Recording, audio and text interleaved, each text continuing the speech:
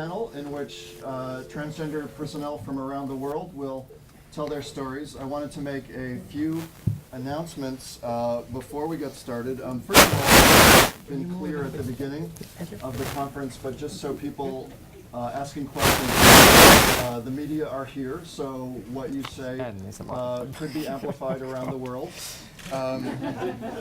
Second of all, we understand that there are volume issues in the back that it's difficult to hear. So two options: we're going to try to speak as loudly as possible, and would also ask when you ask questions if you speak as loudly as possible. But if you really can't hear, there is a simulcast option on the 6th floor with very good sound and a video too, and so you can go to the simulcast room where you'll have better AV experiences. And finally, just because of the number of people here, and we don't have obviously tables to eat on, we're going to slightly reconfigure the schedule, and so after this panel we'll take a longer break and have lunch, just kind of informally, not during a session, and then come back for the quote-unquote lunchtime session after we're done eating. So with no further ado, I would like to welcome our four panelists and begin with Major Donna Harding from the Australian Defence Force. Please.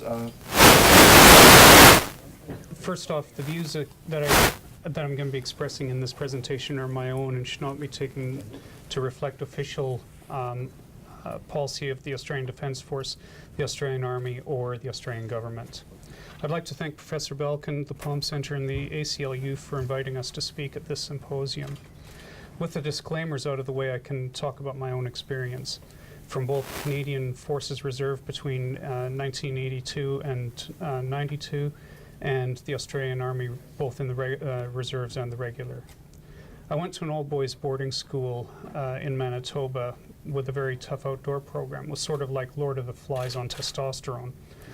Author and fellow alumnus Michael Rowe described the place well in his essay, When I Was a Girl. I've known that I was female since I was 4 years old. Okay, it's not something that you just decide. Okay, you know from a very early age. I joined the reserves out of high school and undertook infantry officer training. This is quite a common pathway for people who are gender conflicted. We're trying to fix what we see as wrong with us and see the military as a way of doing that. I was not a good infantry officer, and the Army and I decided that I'd probably be better as a logistics officer, which I was.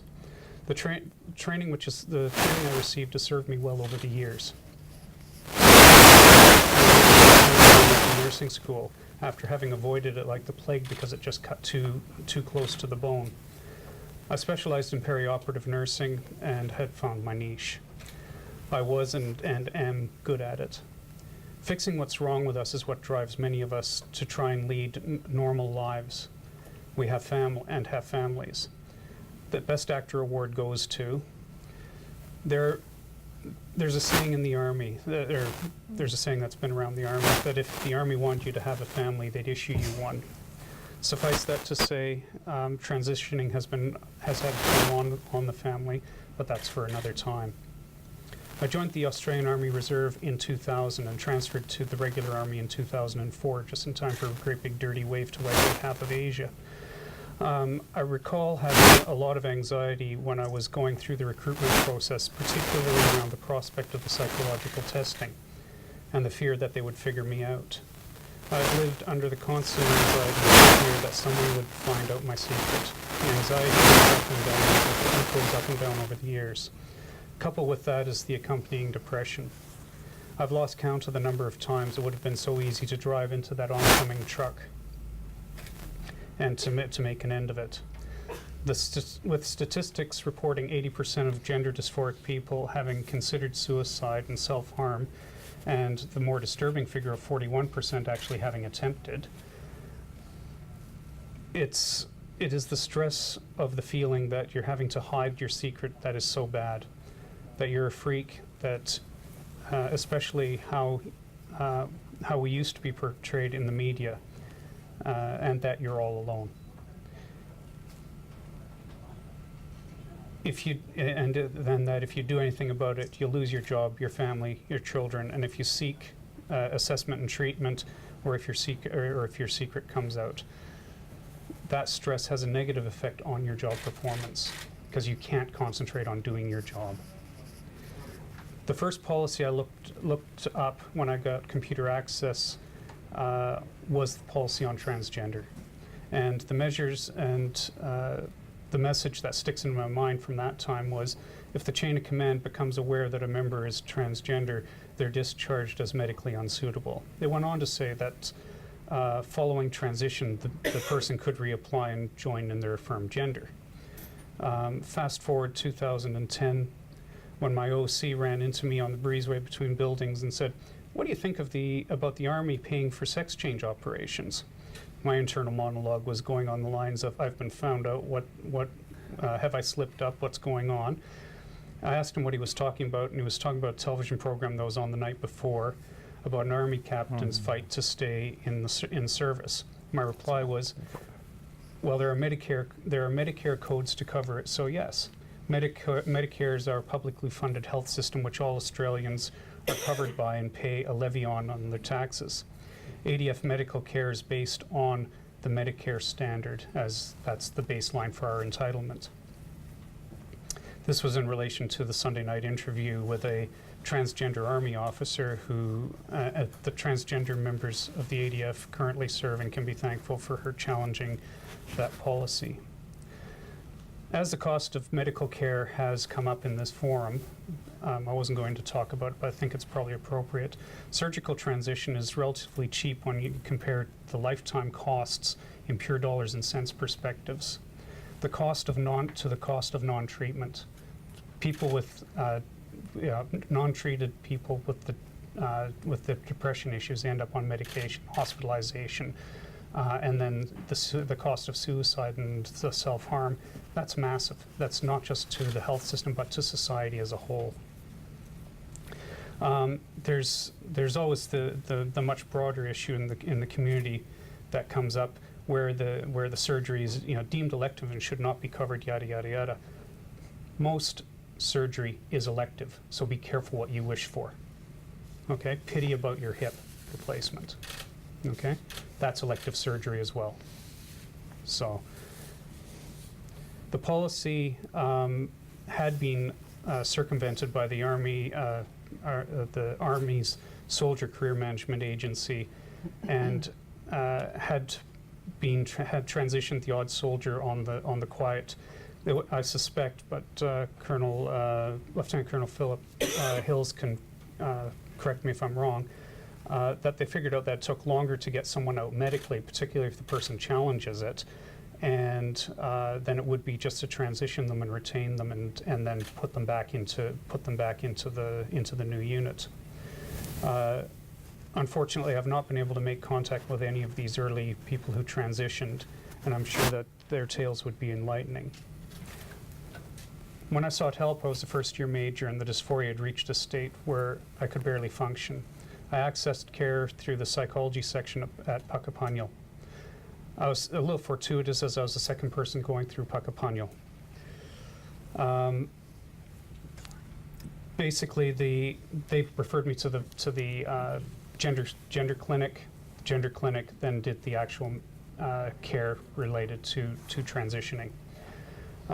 There is a new the new policy, or the guidelines that we use were based on the UK guidelines. Major Harding, I Yep. just out of fairness to everybody, so I'm done.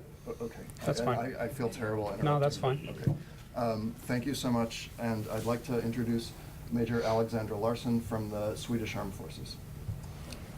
Thanks a lot. I'm going to tell you my story and use that as an illustration, basically, of what it can be done, how life can be as a transgender in the Sweden context, at least. So my story started when I arrived at the fighter squadron. If you have seen the scenes out of Top Gun, Tom Cruise talking with Iceman, that was basically the culture which I kind of encountered when I came there as a newly trained squadron intelligence officer. And the thing I started to realize that I better learn how to be different.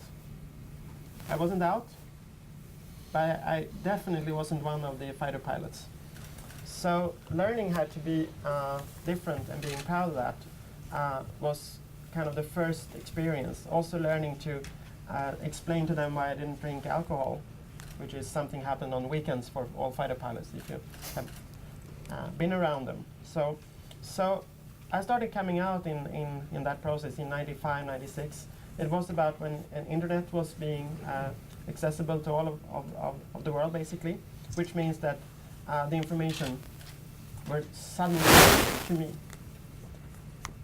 And the sharing of stories through the way of internet in the early days was a really important way to understand my own role and why I could possibly have a better life. The formal policy has been in place in Sweden since the early 70s.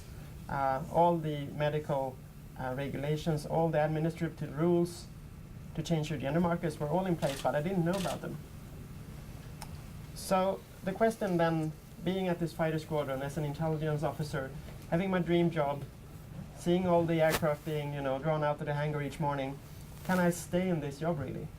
Do I have to leave my job? That was the question. So I started doing the research. Is there a possibility that I could actually stay? So I did all the research. I started my own blog, started writing, wrote a letter to the Chief of the Air Force asking, basically, do you think I could stay? He turned out to fly at my squadron. So after landing one day, he kind of came into my secure room and there and sat down and said, "Hi there, I read your letter." And he kind of explained to me that he thought it would be a very positive thing for me to stay. And he just basically was interested in I was a skilled intelligence officer. So all of these things made me confident in the possibility of actually staying in the armed forces. Basically through my own effort, my own choice to be very open. So it's not a systematic thing. It's because I'm me, but because I was open, because I was, it was possible for me to stand up before people and actually give lectures, being the ambassador. So it depends. It really depends who you are. It depends where you are. I work in R&D. I work in Intel. I work in the Air Force. And that's a pretty good place to be when you need people who are a little bit more open-minded around you, especially in the R&D environment. So those specifics led me to being able to actually start the transition process in the armed forces, which basically means that people kind of realized, oh, so you're doing that. And it seemed to be covered in the standard practices in the Swedish society. So basically everything kind of went through, and I basically had to explain them, oh, this is the step for anyone in the Swedish society going through this. And there were, of course, obstacles. There were, the hardest part was actually getting my own qualifications with the previous social security number transferred to the new one. That was the hardest part, because you don't want to kind of restart your career mid-life, basically. So the point of my story is that the problem today, it depends on who you are and where you are, and it shouldn't be like that. Everybody should have the same opportunity, and I don't think we're there in Sweden yet. But hopefully people can kind of look at me and see, well, in her kind of circumstance it was at least possible. But it was my unique position that made it possible. So I'm very grateful to live in Sweden, but also very grateful of having the support that I actually have. That the scary thought that I had when I entered the squadron there in the southern part of Sweden turned out that my kind of story has been very successful from a professional perspective. And it is almost unreal when you're, as I was last year, standing in front of the head of Swedish intelligence, giving a 60-minute briefing about my vision for the future intelligence service. And that's, coming from, I have to quit this job to do that. That's a big journey, and I'm so grateful to be able to do that. And I have the best job in the world. I really, really do. And I'm so grateful that it's possible for me to be in that position. And yeah, that's about it. Thank you so much, Major Larson. And next up is Sergeant Lucy Jordan from the New Zealand Air Force. Cool, thank you, Kia ora, and good morning to you all. I am Lucy, and I'm a photographer with the Kiwi Air Force. If you're not familiar with New Zealand, it's hobbits. That's pretty much what it's like, just to give you an idea. Thanks to Aaron, Farm Centre and ACLU for giving me the opportunity to speak.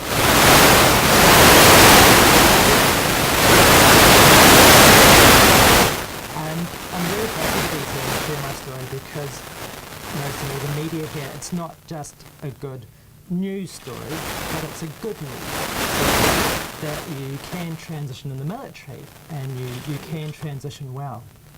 And to give you just a little bit of a background on myself, the third child at the start of counselling. Towards the end of the year, I had made the decision that this was the path that I needed to go down. Now, I talked to my commanding officer and to my unit and let them know. And this was a bit of a novelty. No one had sort of raised their hand before wanting to go this far. But by 2011, August 2011, the transition occurred officially and became the first, and so far the only one in the New Zealand Defence Force to have transitioned in uniform.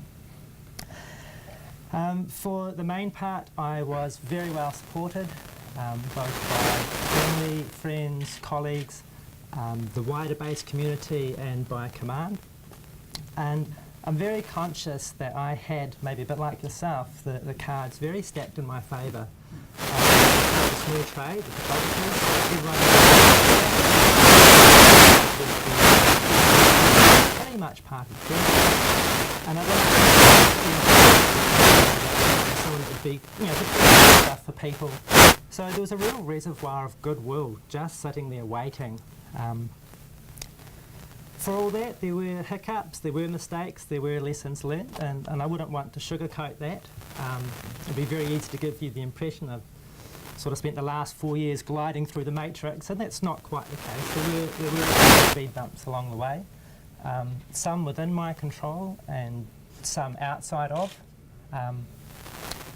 But for all that, it's been a very overwhelmingly positive experience. And as with most things, it was the potential problems that my CO and I sat down and looked at weren't problems at all. And it was the things that we never even expected or saw coming that actually sort of set me on my keister. That was just how life worked out.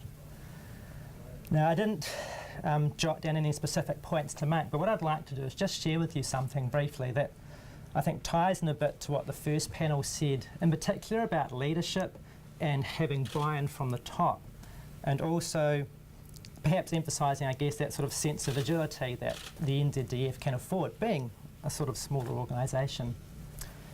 Because this had never been done before, my CO and I decided that at the end of the year we would talk to his boss, see if this could be done, talk to their boss, all the way up to the Chief of the Air Force to see if we could make it happen. But word had gotten out that someone somewhere was thinking of doing something. So by sort of a good circumstances and a bit of luck, we were able to go directly to the Chief of the Air Force. His former PA was working as our XO. So she and my boss drafted up a statement and took it to him and said, "Sir, I'd like you to have a look at this, and if you're happy, can you release this?" And he was, and it went out to all the unit commanders, flight commanders and unit warrant officers throughout the entire Air Force.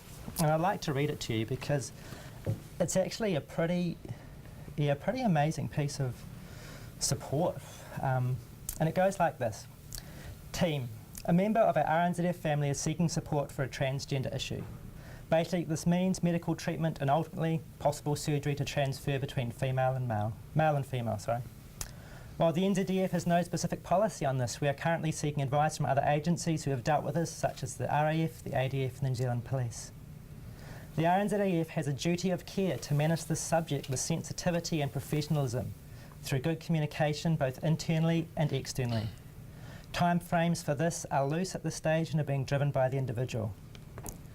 I'm aware that this issue may already being discussed at base level. although the identity of the individual at this stage is limited to their command and the base specialist team. I would ask that if this issue comes up, you feel free to discuss this with an open mind on the topic. The individual is aware and supportive of me informing our RNZF family on this matter.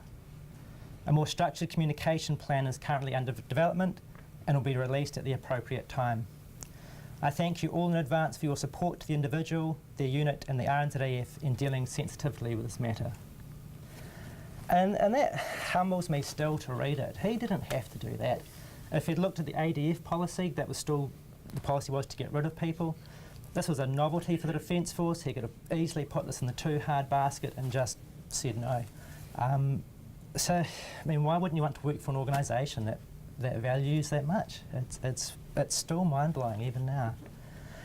And to close, I would like to bring up a Maori proverb I think that's very appropriate to what we're doing here. And it goes something like this. He aha te mea nui o te ao. He tangata, he tangata, he tangata. And it translates roughly, what is the most important thing in this world? It is people, it is people, it is people. And I think the support that my organisation gave me, and I think what we're doing here, is primarily about investing in the most important thing any organisation has, and that's its people. So thank you. Thank you so much, Sergeant Jordan. And next is Corporal Natalie Murray from the Canadian Forces.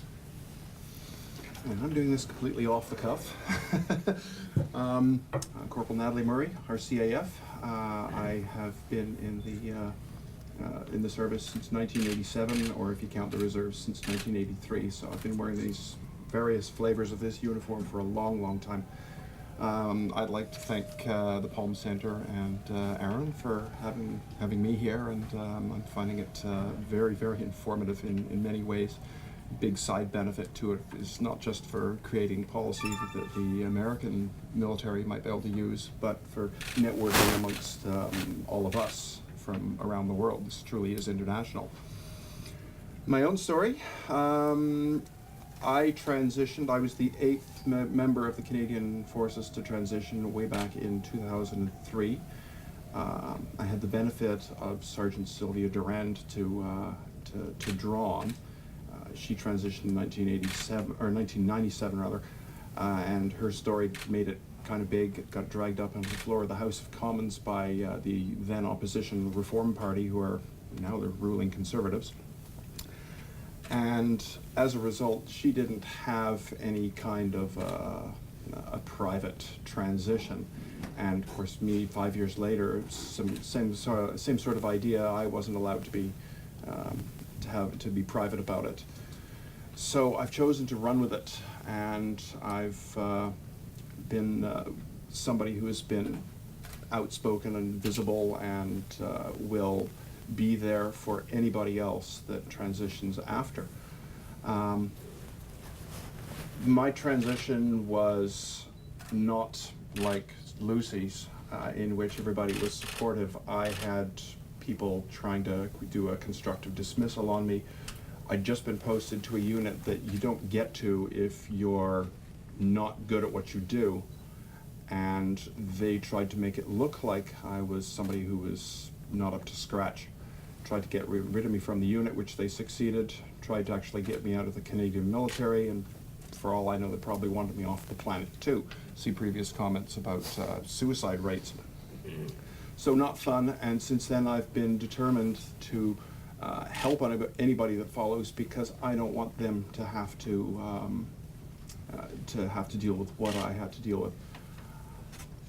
As a result, there have been quite a few people that have sought my help. I'm finding out through this conference that there are many, many more trans people in the Canadian military that I certainly wasn't aware of, and the networking will help. I've even got people within my own base that have sought help, and just to sort of illustrate that point into how far the leadership thing goes, is when they announced that this person was transitioning, it trickled down complete with former name. So everybody knew who the person was, and so much for privacy at all. And so there's just still so much work to be done, which is why I'm here. Oh, where else can I go with this?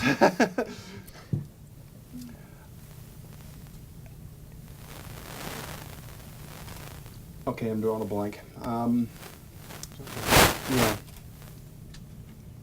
I think I'll just wrap it there and just sort of see what comes out during all the questions.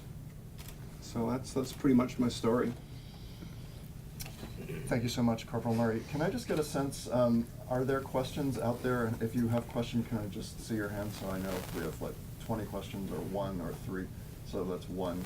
So there's only 1 question in the room. Okay, I'm going to start. Actually, Ben, why don't you just start? Okay, I'm sorry, I keep asking questions. No, Now please. back to That's the point. talking to a lot of you. So, you mentioned media coverage, and you also mentioned changing over time, and talking with some of you in the past, it seems like that initially there's a lot of media, foofara about transitioning service members, and over time that kind of dies out. And additionally, it also seems like the kinds of experiences that Nana described would seem to die out over time. I'm curious, has that held true in Sweden? Has that held true from all of your perspectives? And how long does it take before this just becomes kind of business as usual in each of your respective services? Me.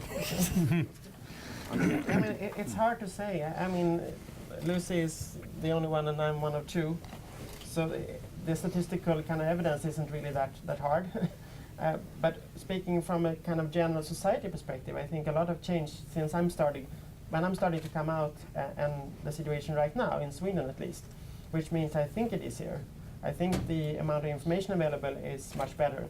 The laws have changed. The anti-discrimination laws has been strengthened. So you actually, in Sweden, you can fire a person for being transgender. It's against the law. And it wasn't like that when I started. So as we said before, we haven't had a ban, but now we have kind of increased the protection over time. So that's the situation. So I hope that's the situation. But I also think that you can never basically relax in issues regarding values. You have to keep the discussing going, because there are new people all the time, there are new commanders, there are new people entering the service, and you need to keep the discussion going all the time. The incident that I discussed with the person whose name ended up pretty much being announced base-wide was within the past year, actually within the past 6 months. So, like I said, lots and lots of work to be done. But before you answer, can you explain a little more about that, Corporal Murray? Is the issue that policy is not supportive of what needs to be done, or is the issue that on the ground culture hasn't adjusted enough? It actually says right in the policy document that I'm aware of, and perhaps Lieutenant Commander Lasselin can expand on that, is that the privacy of the individual is to be respected, and this to me was anything but. I was kind of horrified when it came down, and this was right after I'd just been giving a sort of a very basic Trans 101 to the people in my own section, all about how to treat / not treat, how to respect a trans person. And next thing I know, here's my warrant officer with the day's group of orders, and be aware that such and such a person is transitioning. Look out for this name tag because she's still wearing the old name tag. It's like, no. So is it partly an implementation question of the rules not being followed? I think there's still a lot of education to be done, a lot of ignorance. It was mentioned that there need to be more SMEs out there, and I'm glad to be one, but at my rank level, it's just plain not happening the way it used to. Yeah, Bren, I've always thought one of the measures of support I had was that no one actually shipped me out to the media. So, having seen the experience of people in the UK and Australia that had been press, the expectation was that there would be a lot of interest at first. And there was a little bit. They did come up with a media plan to release in case anyone asked, basically just saying that Sergeant Jordan's a valued member of the organisation, we respect her right to do this, etc., etc. But we didn't receive many calls. I never felt the urge to put my story out there to a couple of family members. And though there have been a couple of requests at this stage, it's not really something that's gone wide. But I suspect after today, maybe that might change a little bit. Before turning back to the audience, can I just direct a question at Major Harding and also Corporal Murray about some of the healthcare cost issues that have come up? Yep. And it sounds like there's been discussion in Canada of whether the military and or national healthcare plan should pay for transition-related care, including surgery. But why don't people ask the same question about the whole other range of medically necessary care that the military pays for all the time? Like, should the military really be paying to fix someone's knee or a hysterectomy? I mean, if it's medically necessary care, isn't it just medically necessary care? Is it just a question of kind of like transphobia in the culture, or what? Like, why are we talking about the cost of medically necessary care? I'm a member of ANZPATH, which is the Australian New Zealand Professional Association for Transgender Health, because I'm a healthcare worker, and that's an issue that it's rife in the community. Okay, the thing is why it's not just the military. You know, yes, the military were the focus of the media by, we're doing this or you're doing that, but they don't look at how many people, we've fixed their backs, we fixed their knees, we fixed their, whatever else happens to be wrong with them. And the cost of, transgender care is on a par with the others. So it's, and it's my previous comments, be careful what you wish for, because if you start saying, oh, it's elective surgery, it shouldn't be done, well, then we shouldn't be, and in the population in general, we shouldn't be doing hips, knees, or anything else, That's... The way it got addressed in the early days for Sylvia was that if she was a civilian living in Ontario at the time, actually it disappeared for a while, but now it's back, she could have had the provincial health care plan look after it. And there was a question in the earlier session to which I kind of started addressing, I think it was Dr. Ockros that asked it, about what about civilians within the military organization, like Department of National Defense as opposed to Canadian Forces. Well, they're looked after by the Canadian healthcare plans according to each province.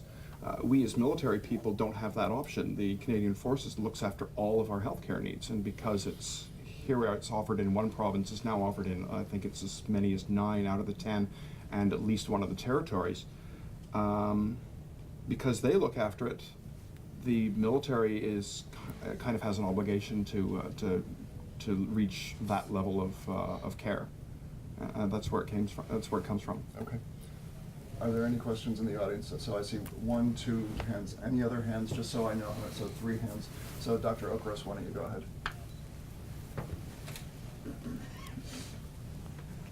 And if people could still announce who they are, because we have new people coming into each panel. So.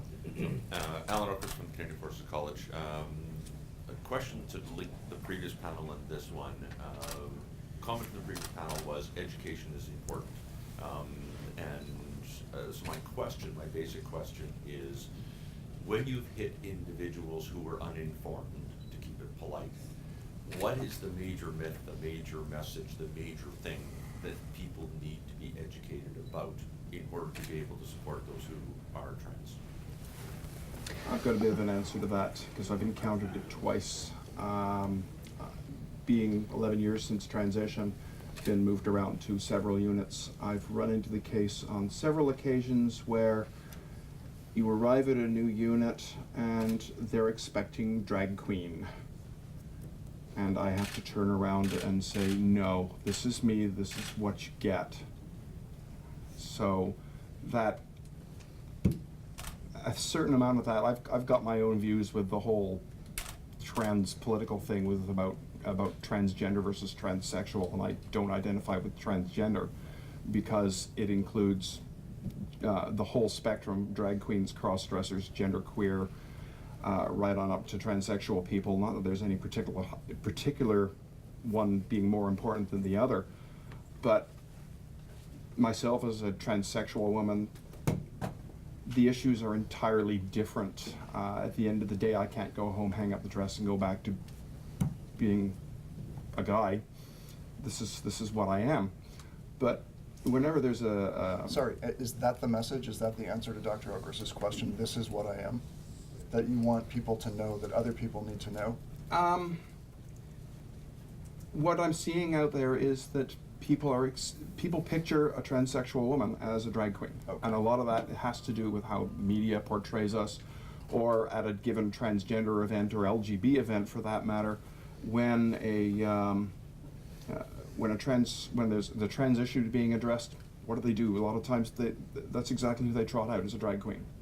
That's what the public sees. Okay. That's what the public, the cisgen public pictures us. Okay. And part of why I stand up and be who I am is to address that, and just by being the best person that I can be on a regular basis, it's changed a lot of people's minds, a lot of people's opinions, their views. Major Harding, you said. Yeah. The way I approach it is with education, okay? And what I do is, the take-home message is, gender transition is not about turning men into women or women into men, okay? But it's medically necessary to relieve the dysphoria, to overcome that abject feeling that you have that something is wrong, the stuff that's driving you to the self-harm, the depression, and everything else. Those are the things that you're trying to stop, okay? For the transgender people in the service, all we want to do is be able to serve to the best of our abilities, and to serve with dignity. You know, to have that dignity to be able to serve. You know. We just want to be comfortable in our own skin at the end of the day. That's what it's about. Be comfortable in your own skin and have that recognized. Exactly. Yeah. Please. Oh. Yeah, I guess my thought would be that I owe a lot to people like Georgina Beyer, the first Member of Parliament, because when she was elected, from my perspective, there wasn't really there wasn't any negative backlash that I saw. The nation just kind of shrugged its shoulders and got on with it. Whether they understood it or not, they just sort of accepted it. This is what society is like. And the Air Force was very much the same, and in particular the reaction from the guys on the base that I work with. Almost unanimous. It's like, we don't really quite understand it, but we know you just got to do what makes you happy, so we're all for it. I think I have a quite different take on this. I have never encountered the drag queen aspect of this at all, even though sometimes, of course, you can kind of project that image onto yourselves to some degree, especially in the early process, I think. To me, it's basically a matter of handling the coming out process. There is this issue that you come out once, but you never really do, because you're forced to at least consider coming out over and over again when you meet a new group, when you're in a new place, at a new conference.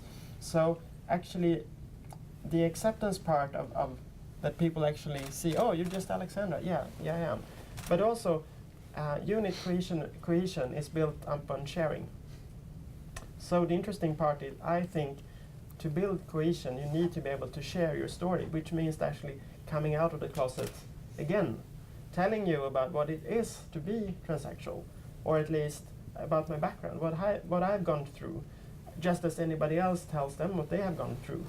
So it's the sharing aspect and how you handle those constant questions. When should I start sharing? How much? To whom? That's the kind of daily life situations for me. Is it worth it for one meeting? Is it worth it for a working group for like 6 meetings? Or is it like the majors course at the National Defense College for like 10 months? So those are the constant kind of juggling, whether or not to be open, and to what degree you're open. To the extent that I see a pattern, and I know Captain Fox has a question, and there may be other questions, but just briefly, and without putting words in your mouth, but what I'm hearing is that part of effective training is not just training on policy, but is training on stories and is training on myths. That's fair? Okay. Captain Fox? Just if I can just add one other thing as well, is something you mentioned as well, small trade, word travels fast. So again, I have been through several units since, and everybody knew who I was before I arrived and what I was about. So. And not just small trades, small Air Force. There was no way I could keep this secret. Everyone knew. I mean, you couldn't hide it. So being open and upfront and honest about it, even if there wasn't the education, there was still that sense that people could come and talk. Sorry, Sage. So Captain Fox, my question is authenticity. How has being out and open and being true to who you are affected your ability to serve? Affected? Affected your ability to serve in uniform, in your performance of your duties? No, I'll have a stab. I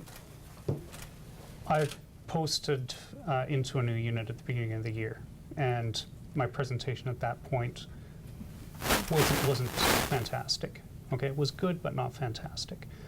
Everybody knew, word got out that this person was posting in, which was fine. I don't have a problem with that. But I didn't bring it up as a point of discussion either, okay? The commandant and the CO of the unit that we support have never mentioned my gender status at all.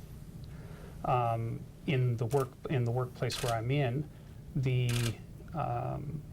people are, have been for the most part respectful and courteous. And as people have gotten comfortable, I've been able to speak and share those stories, that information, in an open manner.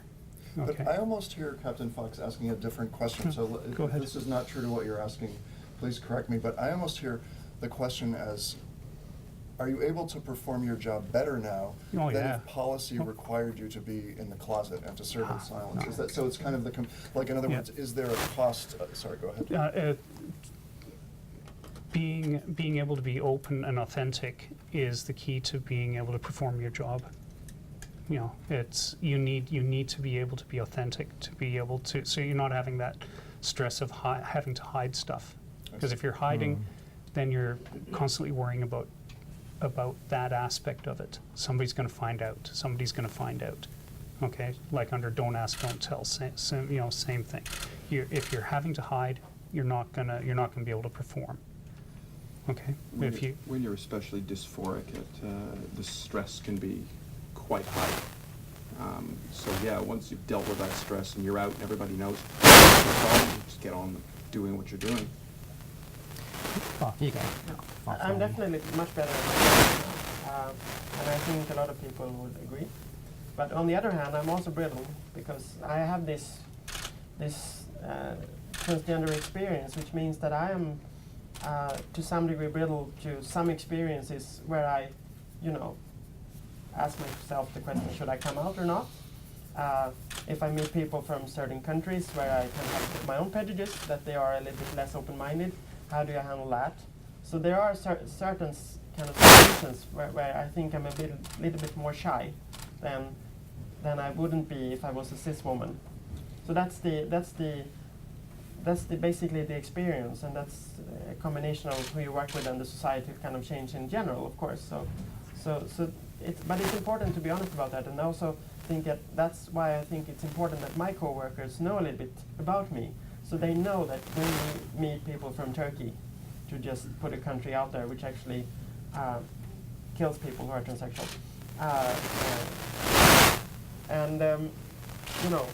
I'm wary, and hopefully that Turkish country is the perfect person. It's less than from other countries, so that's something you have to take into account in operations, and that's when it's starting to matter whether or not you have a kind of a uniform policy of anti-discrimination, even in multinational staff. Because I, as a Swede, being posted to, for instance, a NATO headquarters, would like that.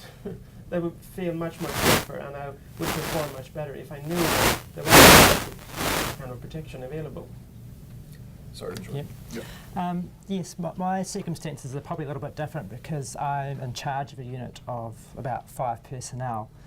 And certainly I know during that sort of 2-year transition window, there were certainly times, I'll be honest, where I didn't give them the leadership that they needed. We were going through a very tough time of restructuring, and there were at times 2 very competing things. So that was one of the speed bumps along the way. And like I say, I'm not going to sugarcoat it. It did get tough at times. But that also too is because being the first, again, it wasn't something we necessarily anticipated or expected. So we learnt a lot from that could be applied. So if someone else was in charge of unit and transitioning, we would have a much better idea of actually, let's do this instead or that. So probably not a fair one to answer your question, Sage, because it's just one experience and the circumstances were quite unique. I just want to canvass the room again to see how many, some people are kind of quasi-raising their hand. If there are a lot of questions, that's fine, we can get to everybody, but I just want to know, so 1, 2, 3, no one else has, okay, so, yes. Hi, my name's Emma Margolin. I'm with. Thank you. Hi, my name's Emma Margolin. I'm with MSNBC. My question is for Corporal Murray. You said you've gone from different units, and each time everyone in the unit was aware that you were coming. Were you ever fearful for your physical safety, and how do you address the concerns of the transgender service members in the U.S. military, where there's a huge problem of sexual assault? Fear for my own safety has never been an issue. It's more been a question of just how I'm treated when I was there, when I arrived. I've found that a lot of the issues that I've had to put up with have been just purely invention. There's no substance to it. People are just raising red herrings because of their own prejudices. But no, I've never felt for my own safety in terms of any unit I've got, and that especially goes for where I am now. People have been second to none in Comox, which is where I am. Let me echo the question in a different way for the panel. So many military organizations have problems with safety. Is the general problem with safety different than the question of safety for transgender service members? One of our people mentioned, one of the Canadian people here mentioned that there was an armored member who had issues, and I know she's had a lot of issues. And this kind of brings forth the idea that the Air Force mentality is a lot different than that of the Army or that of the Navy, and for very good reasons, because of the jobs we do. But because of those mentalities, in some areas, prejudices are raised or allowed to be fostered or allowed to continue, I should say, a lot more easily in some areas, in not Air Force. I can really only speak about the Air Force, but I'm aware of some of the other stories, and they're not pretty. Maybe some of these people do fear for their lives. I'm quite sure that if I would be posted to a hard Army unit, and that is conceivably a possibility, but getting to the end of my career, so I don't have to. If I were to end up in somewhere like Base Petawawa, I might very well fear for my life. But is it, well, did other panels, well, yeah. Go ahead. I can't speak to the thing that Graham talked about, the sexual assault harassment thing in the military, but I can honestly, I've never once feared for my safety or anything. Never. And I'm tried service, so I work for primarily the Air Force, but also do a lot of work with the Army. But all the feedback I've had from working with the Army and all the feedback I've had from people that have worked with the Army, it's been nothing but support. It's brilliant. I think there's an important thing that Corporal Murray brought up is the rank issue, okay? Somebody with rank, okay, has a distinct advantage over somebody who does not have rank, okay? So it becomes a safety issue. But is that a trans issue? It is a safety issue, particularly for someone who is trans, because someone who is trans, if they've got rank, they can stand up to them for themselves and protect themselves that way. However, if they don't have rank, they need to get an ally. They need to have someone who's going to watch their back for them, that sort of thing. Someone who can run interference for them to make things a little bit easier. That person to keep an eye out for them. Yeah. But that could be an issue for a cisgender or a feminine man, it could be anybody. Anybody who gets who gets picked on. In the Canadian Forces, we have a very strong anti-harassment policy, but all it takes to circumvent that is you get a group of 4 or 5 people that are, equal or higher to you or whatever, getting together because they want to get rid of you or what have you, and concocting a story, and it becomes your word against theirs, and there's nothing you can do. It's always done in a way that can't be proved. And I've seen that quite a few times, not just myself, but other people. For trans and non-trans victims? Yes. There was a question in the back of the room?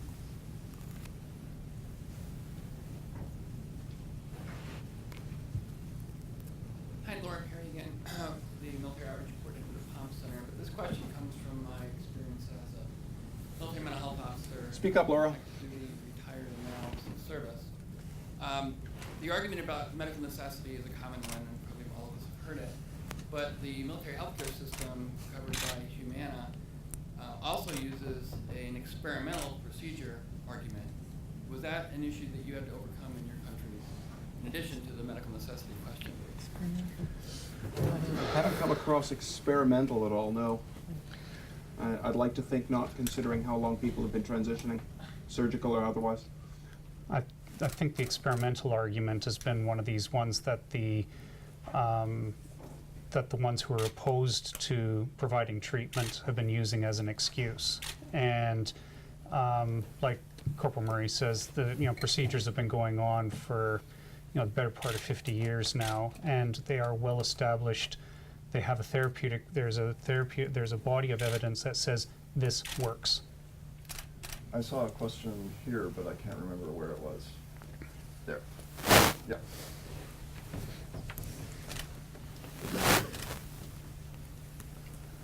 Josh Polchard, the Hague Center for Strategic Studies. Major Larson made some references to an issue that I'd like to throw open to the whole panel about international cooperation. So it's kind of a 3-part question. What are your personal experiences of international cooperation as trans people yourselves?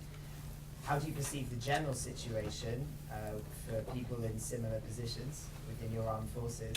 And what changes would you like to see in the future? I run a Facebook group, International Military Trans. Who here is in it?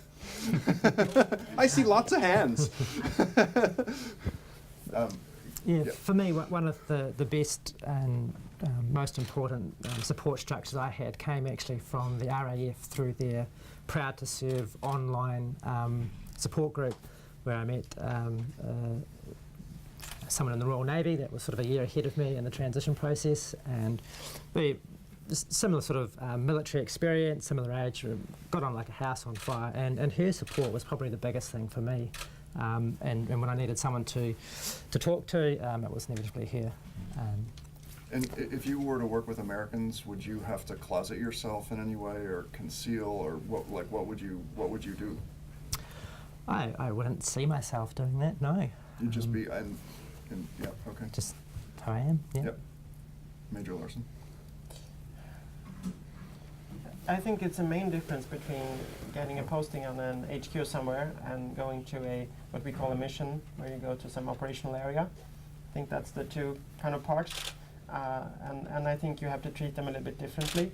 But from my point of view, I would really see that would be, as we discussed during the NATO LGBT working group as well, to have some kind of framework in place where we can actually have some kind of basic protection that we are agreed on between nations, that make sure that we can respect basic human rights, but doing that makes more efficient units, but also take care of your basic protection as an individual.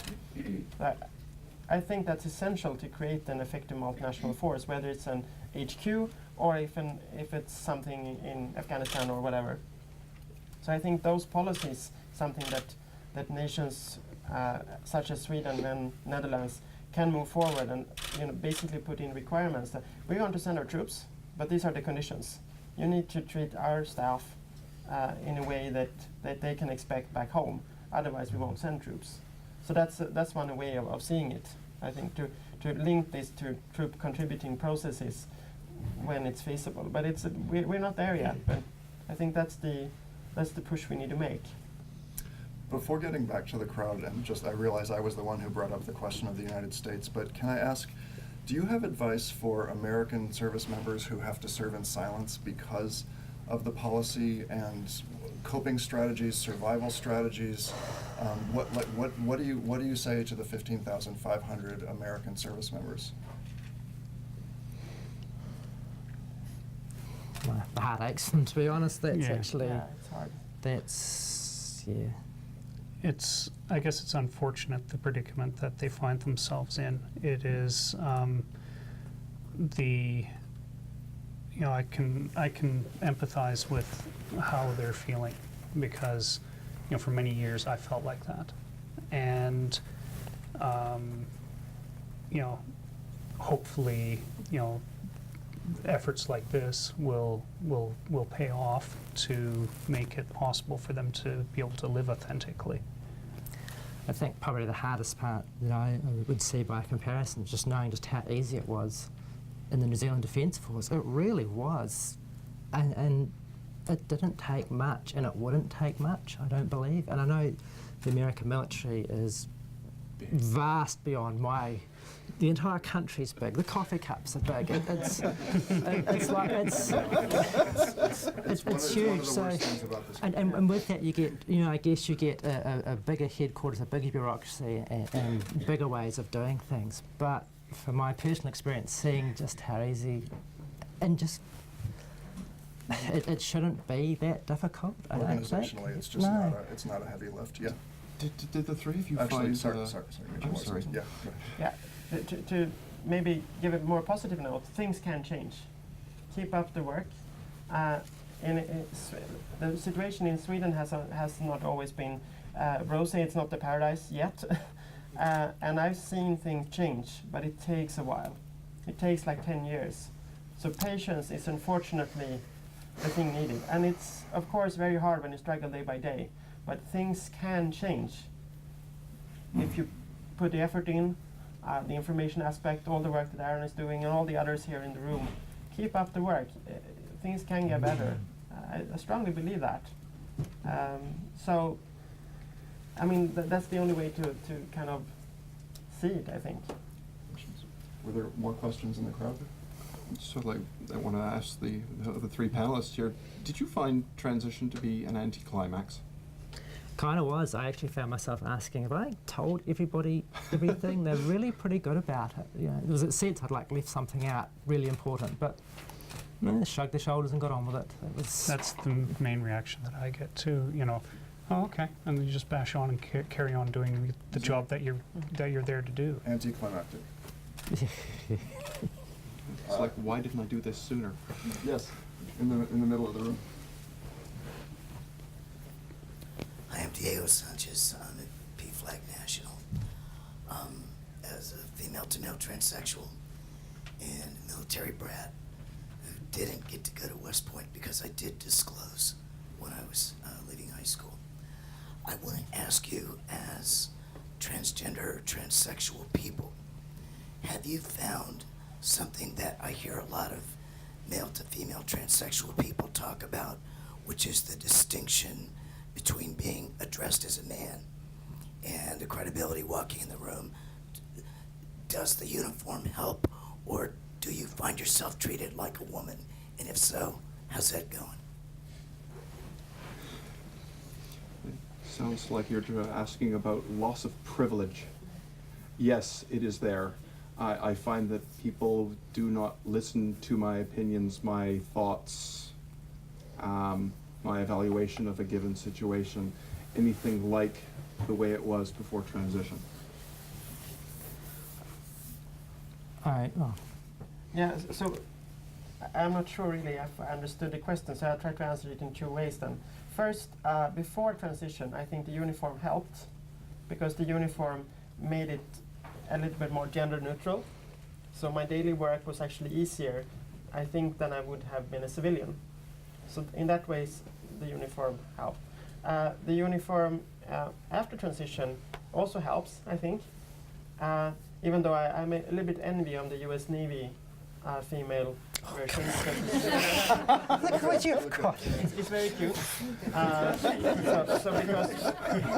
Because we don't have that much gender-specific components of a uniform, so that's a serious part.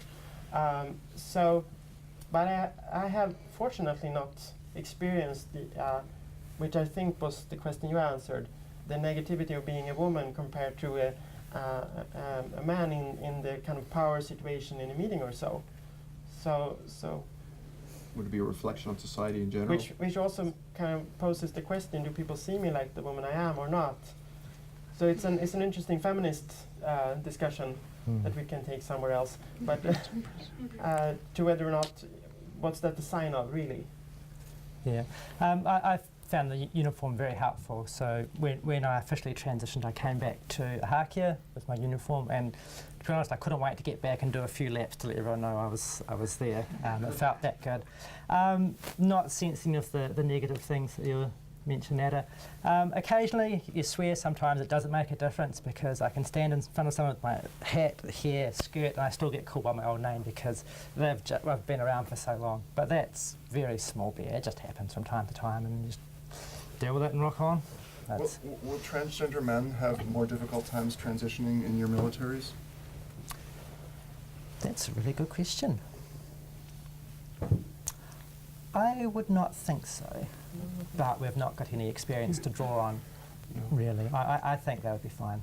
Yeah, Will be fine. I think they're the quiet achievers. The quiet achievers. The female to male are the quiet achievers, because when the testosterone hits, it alters them quite significantly, and they gain those secondary characteristics. For us, we've had to go against those secondary characteristics, and it takes a long time to do that. And for us to be able to be recognized as a female, present as a female, and to be treated as a female is what we're aiming for, okay? And the issue of, whether you come out again and again or not, that alters people's perceptions of you and how you're treated in the workplace and various other things. So it's a very complex question, but I think the quiet achievers are the female to males, because they just slide in under the radar. Would it be more difficult for a person of color to transition in your military organizations? I would not see any reason why. No, that would I be. don't think so either. No. It seems to be less of an issue in the Canadian forces. Questions from the crowd? We have time for one or two more, yes? I'm John Gillespie from Out Service LD. Thank you all for coming today. My question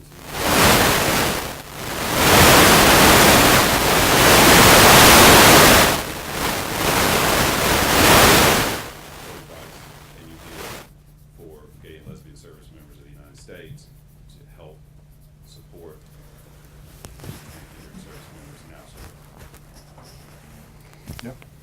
Learn about transgender issues. Yeah, so the hard part is, I think the experience that gays and lesbians have in coming out, and there are a lot of similarities that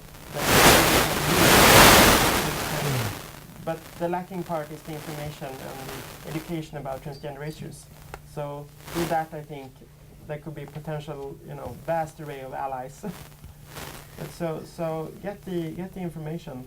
That's the important part. I think we see that all the time when we meet people and having, almost epiphanies of gay and lesbian saying, I didn't know that. Now I understand.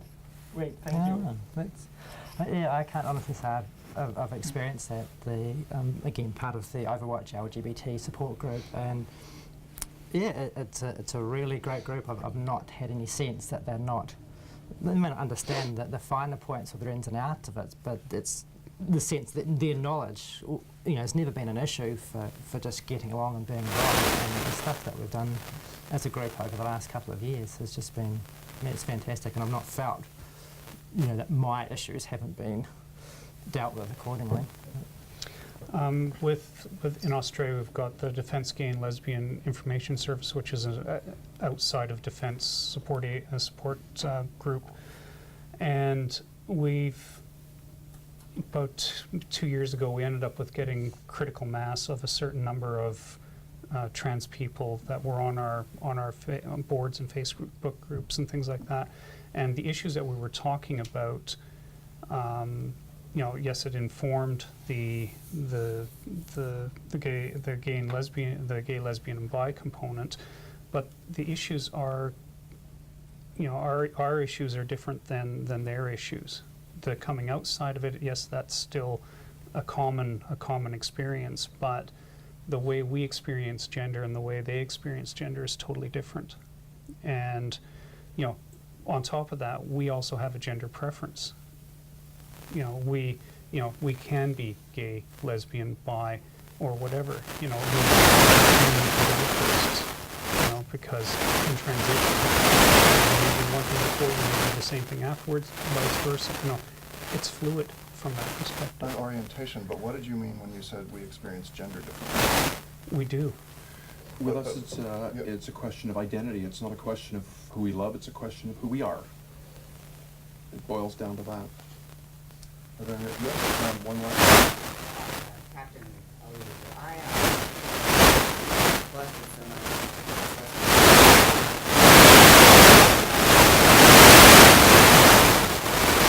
Gender identity. It's important to know that entirely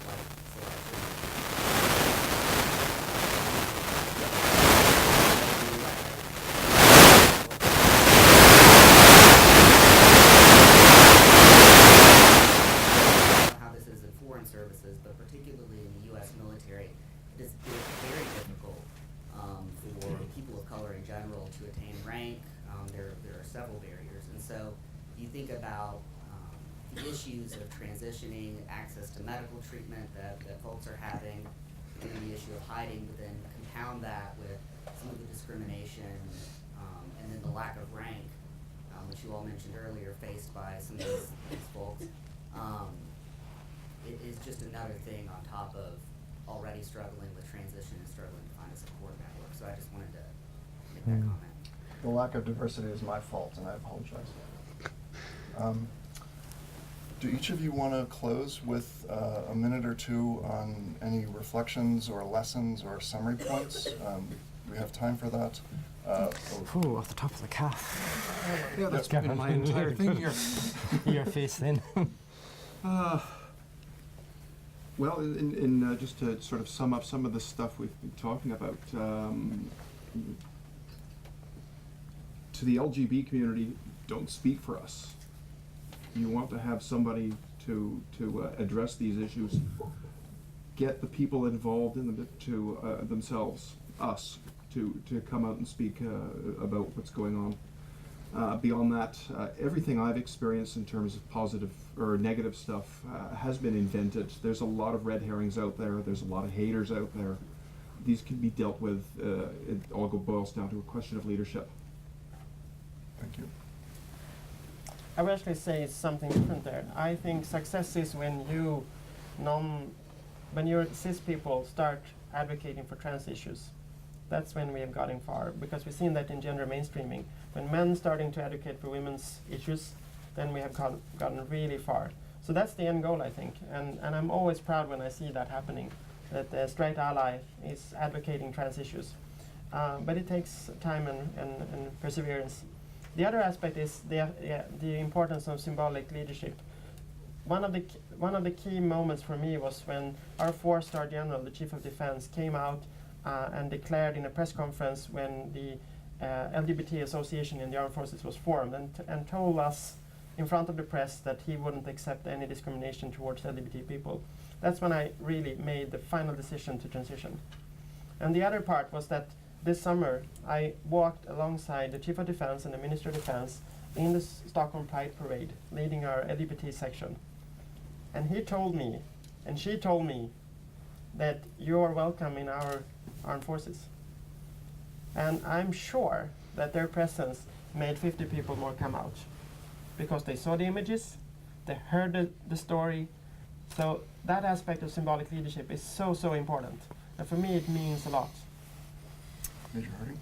I think from going through the process of transitioning, the intersection between where policy, like the purse policy and the health policy, where that intersection is, because they are so closely entwined, needs to be really well laid out so that the health aspects are dealt with as health aspects and the purse management issues are dealt with as purse management issues, and that they have that,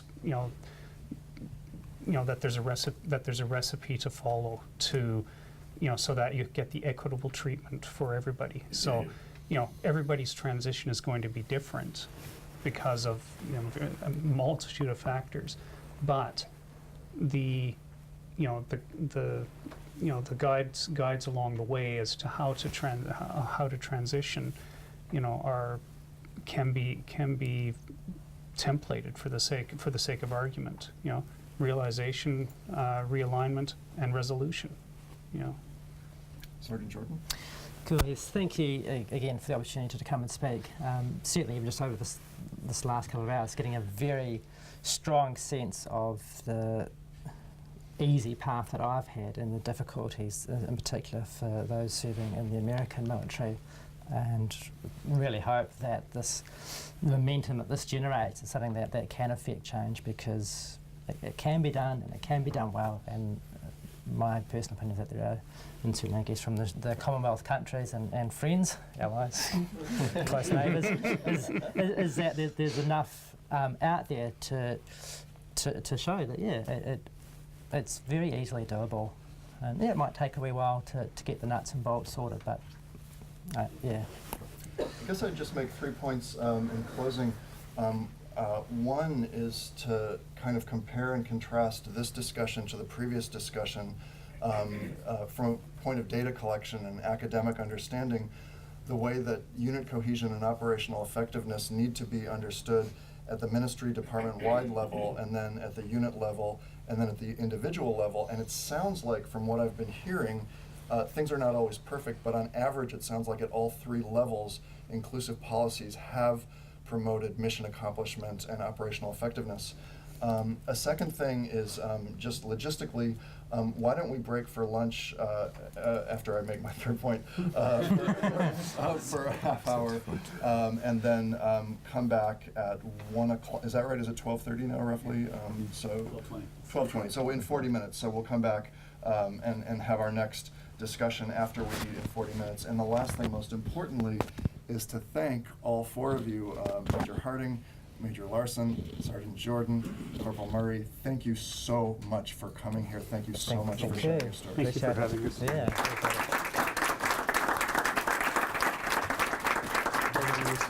Thank you.